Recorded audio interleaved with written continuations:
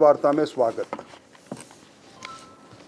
राजस्थान की 42 महीने पुरानी सरकार और इस सरकार में अपराध और अपराधी दोनों बेकाबू है।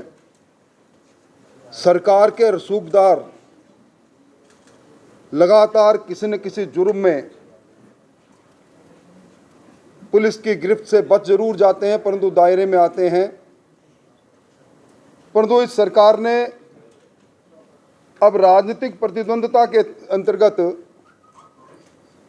मुख्य प्रतिपक्ष दल भारतीय जनता पार्टी के कार्यकर्ताओं को पुलिस के तंत्र के बल पर एक प्रचंड प्रताड़ना का कार्य उन्होंने प्रारंभ किया है। अब तक अगर मैं कहूं तो 212 के लगभग मुकदमे राजस्थान भर में अलग अलग जगह पर भारतीय जनता पार्टी के कार्यकर्ताओं पर प्रदर्शन को लेकर, ज्ञापन को लेकर और निरपराध बिना किसी कारण के दर्ज किए गए हैं। हमारे राष्ट्रीय अध्यक्ष जी के विरुद्ध भी अलग अलग थानों में, जिस प्रदेश में 8 एफआईआर दर्ज हो जाए, उसमें कल्पना कर सकते हैं कि किस प्रकार का पुलिस तंत्र का बेजा इस्तेमाल प्रारंभ हो रहा है।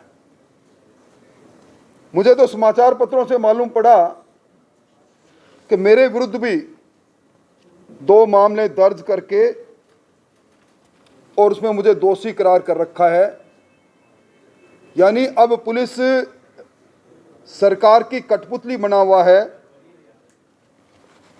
और अभी आपने देखा होगा कि बीकानेर के अंदर हमारे कार्यकर्ताओं पर बिजली की कटौती के विरुद्ध में ज्ञापन देने पर SC ST एट्रोसिटी और राजकार्य में बाधा का मुकदमा दर्ज किया। 7 हमारे जिला अध्यक्ष सहित, प्रदेश उपाध्यक्ष सहित हमारे 7 कार्यकर्ताओं पर। भवानी सिंह राजा जो हमारे पूर्व संसदीय सचिव रहे, उन पर पूरी जांच हुए बिना उससे पहले ही गिरफ्तार कर लिया गया। जितेंद्र गोठवाल जो अभी पूरी व्याथा आपके सामने रखेंगे,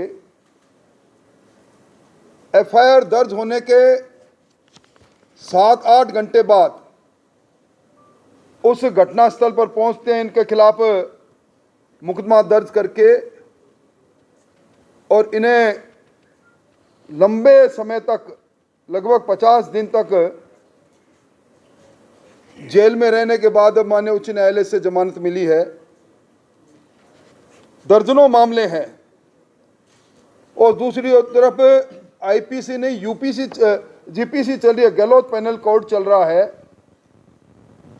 आपने देखा होगा राज्य सरकार के मंत्री के पुत्र की शादी में सरेआम हवाई फायर किए जाते हैं।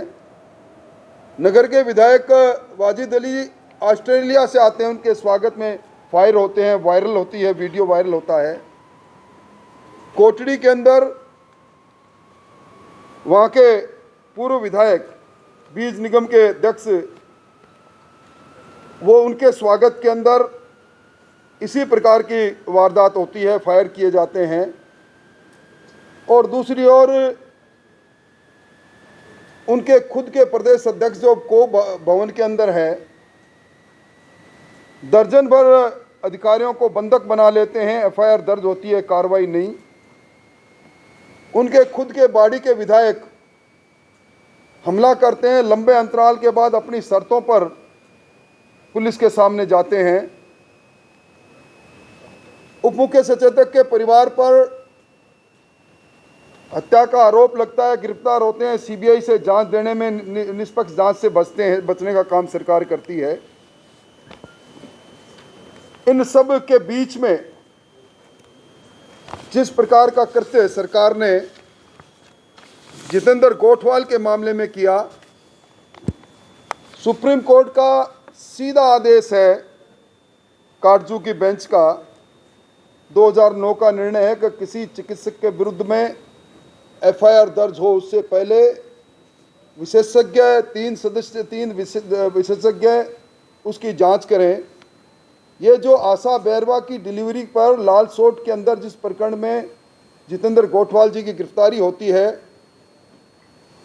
ये घटना 28 मार्च की है। 12 बजे डिलीवरी होती है, 2 बजे धरना प्रारंभ होता है और 6:30 बजे उसी दिन 6:30 बजे 6:50 पर पुलिस 302 के अंदर अर्चना शर्मा और उनके पति के विरुद्ध में एफआईआर दर्ज करती है। यानी सुप्रीम कोर्ट को धत्ता बता दिया। और उसके बाद पूरे मामले के अंदर समझौता होता है। समझौते का दस्तावेज लिखा जाता है। डॉक्टर दंपति 3 लाख रुपए देने के लिए मजबूर होते हैं। उनके विरुद्ध कार्रवाई नहीं। रात को 11:30 बजे जितेंद्र गोठवाल मौके पर आते हैं। इनका कसूर सिर्फ इतना है कि इन्होंने प्रियंका गांधी को लड़की हो तो लड़ सकती हूँ उस बात को लेकर ट्रेन का टिकट भेज दिया जब अत्याचार की प्रकाष्ठा हो रही थी राजस्थान में महिला दुष्कर्म की। सरकार के निशाने पर आ गए और इनको गिरफ्तार किया गया। यक्स पर्सन ये है कि उसी समय वहाँ के स्थानीय विधायक और मंत्री ये कहते हैं कि इसमें पुलिस दोषी है, पुलिस कर्मियों के खिलाफ भी कार्रवाई की जाएगी। आज तक कोई कार्रवाई नहीं की जाती। ये राजस्थान में दोहरे मापदंड चल रहे हैं और इन दोनों मापदंड के चलते सरकार किसी न किसी रूप में भारतीय जनता पार्टी के कार्यकर्ताओं को परेशान करने के लिए इस प्रकार पुलिस का बेजा इस्तेमाल कर रही है।